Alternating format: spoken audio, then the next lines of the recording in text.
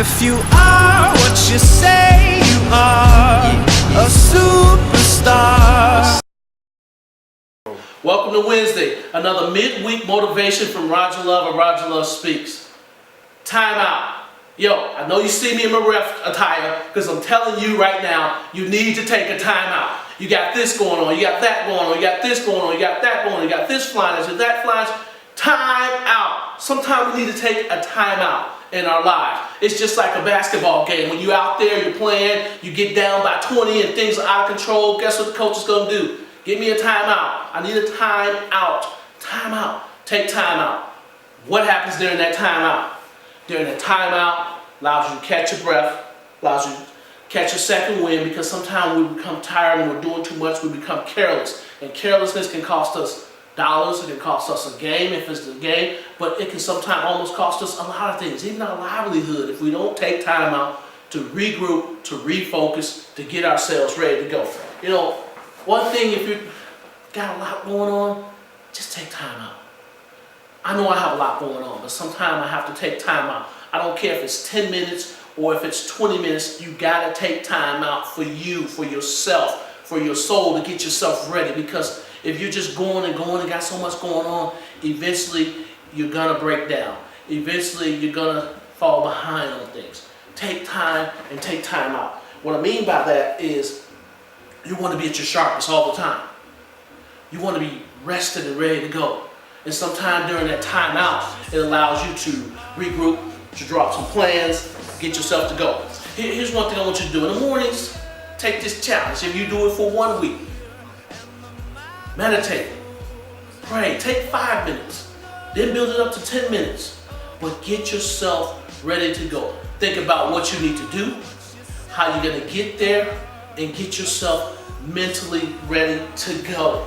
You know, sometimes you may need to journal. When I was teaching high school about 15 years ago, I used to have the kids in my health class to write a journal, a daily journal, and I would just look at those journals. I wouldn't read them, I just look and see if they did it each day, if they wrote some stuff in there just about expression, just about what's going on in your life. And sometimes I will give it back to them maybe a couple months later so they can look back and see how they came through that. Or at the end of the year and see how they came through something that was going on currently in their life at that time. Take time out to journal it, write it out. Write out a plan. Sometimes it allows you to get what's off your mind, express yourself differently. Too many times we're not able to express ourselves differently and we say or do something that we regret. So take that time out to do those things. Journal, meditate, pray. I think that that's important. A lot of people don't like to talk, but you got to, or you're gonna lose your sanity, because I'm telling you, there's a world out there that will devour you if you don't take time out and plan and regroup and get yourself ready. So that's important. Make plans for the day.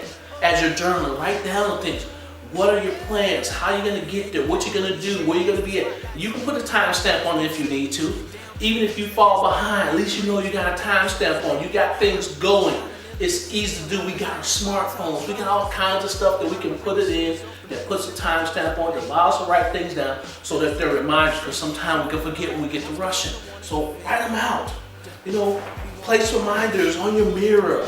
I mean, if you need to. And sometimes the phones don't go off. Place reminders on the board as you walk out your house. Make yourself one of those dream boards. It's okay to do that. Do those things, that's great, but you're taking the time out to plan. You know, stay positive, people. Let me just tell you something. You need to get those negative, no good, toxic people away from around you who are telling you you're crazy, you can't, you think you're better than us because you're doing this and that. Get them away from around you. Be around positivity. Negativity will only drain you. It will drain you. It will eventually give you that, if you can't beat them, join them. It's easy to be negative, guys.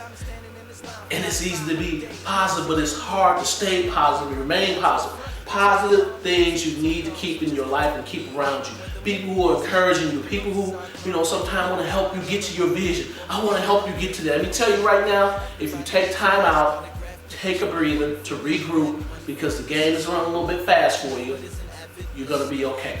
Even if you're behind on something, you can get there. Just take time out, map it out, think about it, you can get there. Constantly check the scoreboard.